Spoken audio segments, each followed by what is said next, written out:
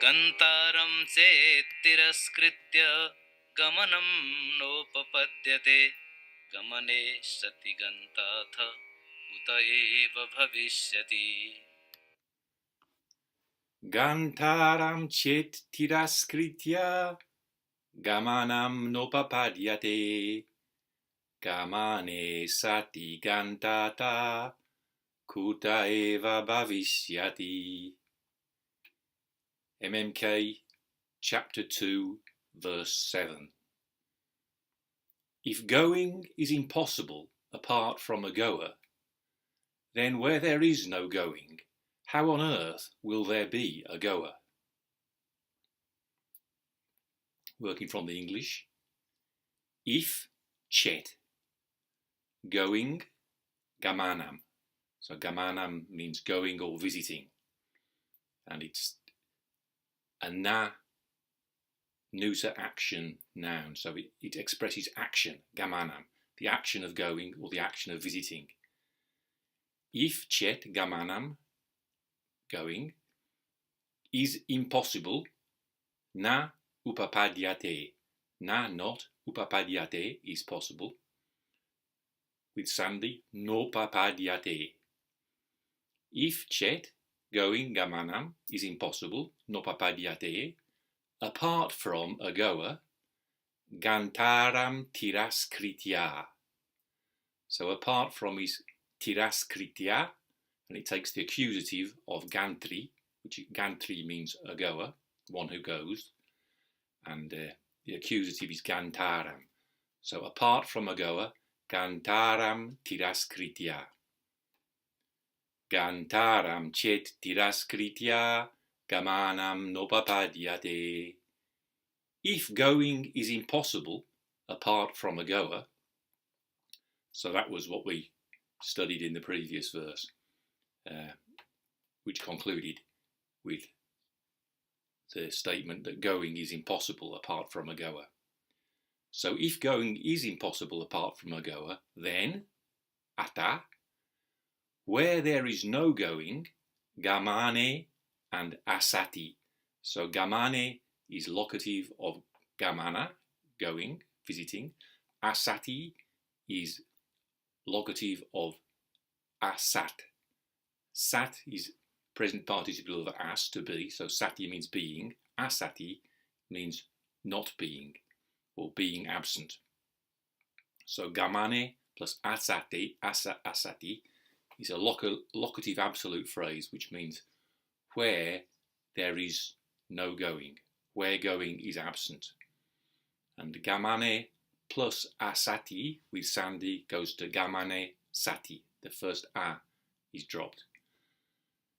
So then where there is no going, gamane sati ata, how on earth? Kuta eva. Kuta means from where or how. Eva is emphatic. So how on earth will there be bhaviṣyati? Bhaviṣyati is third person singular future of bhu, to be, to happen. And how on earth will there be a goer? Gantā kuta eva bhaviṣyati. A goer is gantā. So gantā is nominative singular masculine of gantra, which means a goer. So putting it all together, the second line, gamane sati gantātha kuta bhaviṣyati. Then where there is no going, how on earth will there be a goer? So ganta and ata are with sandhi gantātha. Gamane sati gantātha kuta bhaviṣyati. Then when there is no going, how on earth will there be a goer? So what we're studying with the word gamana is action, the action of going or the action of visiting. And in our usual way of thinking, there's a goer and a going, and those two are joined in action. So we generally think of subject, verb, object, or subject and verb. So subject and verb, for example, I am going. Subject, verb, object, I am visiting this greenhouse. Or this greenhouse is visiting me, if I put it the other way around. So this all seems very philosophical, so I want to relate it to actual practice. So I listened to my Zen teacher, Gudo Nishijima, on many, many occasions give his introductory instructions on how to practice Zazen. And he would say, when we are sitting in Zazen, we can study what action is. Now, I would suggest the truth is we cannot study what action is. We can't understand what action is. What we're here to do is to deepen our understanding of what action is not. And action is not, ironically enough, precisely what he taught it was. So when you do something to have a good posture, you make an effort to keep your spine straight vertically, including by pulling the chin in.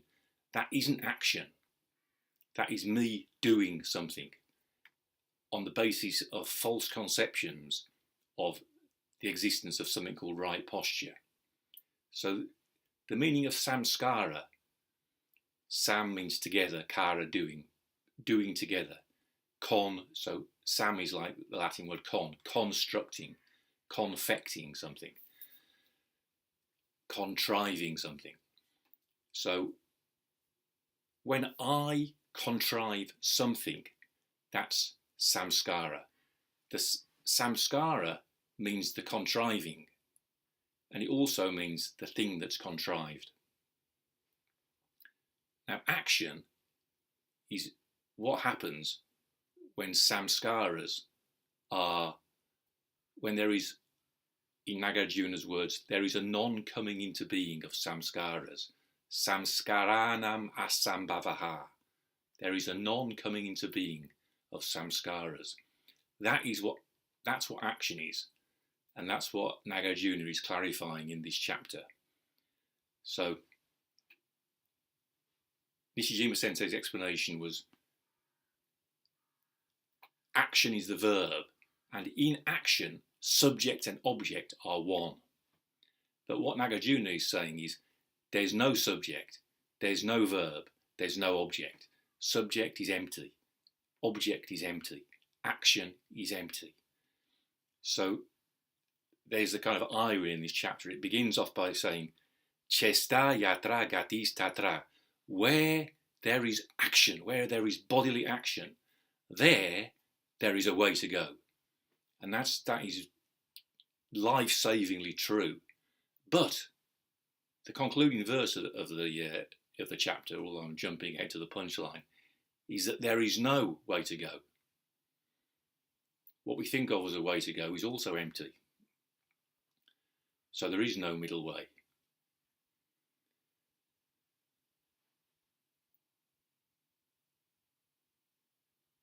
Yesterday I talked about belief and understanding, and both of those are important. Without belief, you don't commit. That's one thing I tend to be not tolerant of in others, is a lack of commitment. That was true even when I played rugby. People who cried off, to use my father's expression. You know, there's always some good excuse why a certain type of person would cry off, and there'd be another type of person who, however good his excuses might have been, wouldn't cry off. So I'd like to think that when I was called upon to make a commitment, I made it to the best of my ability. But then, you know, you can always think of other occasions where you could have done better. But if we look at the example of the archetypal hero who was the Buddha's half-brother, handsome Nanda, his upward path begins with shraddha, which means confidence or belief. He had confidence in the Buddha's teaching before he began to understand it. So that belief is important in getting us acting. But then when it comes to understanding, we can't understand what that action is, that path of action that we've embarked upon. We cannot understand what it is. Deepening our understanding doesn't mean deepening understanding of what action is. I think it means deepening our understanding of what action is not. So action is not a self-existing separate thing. That's why he's saying here, if going is impossible apart from a goer, then where there is no going, how on earth will there be a goer? He's asking us to study what going is, what a goer is. But in asking that question, Nagarjuna knows in the background we can't understand what going is. We can't understand what a goer is, because there is no goer apart from going, and there is no going apart from a goer. Goer and going are empty. Gantāraṁ tiras-kṛtya gamanaṁ nopapadyate, gamane sati gantātha kuta bhaviṣyati. If going is impossible apart from a goer, then when there is no going, how on earth will there be a goer?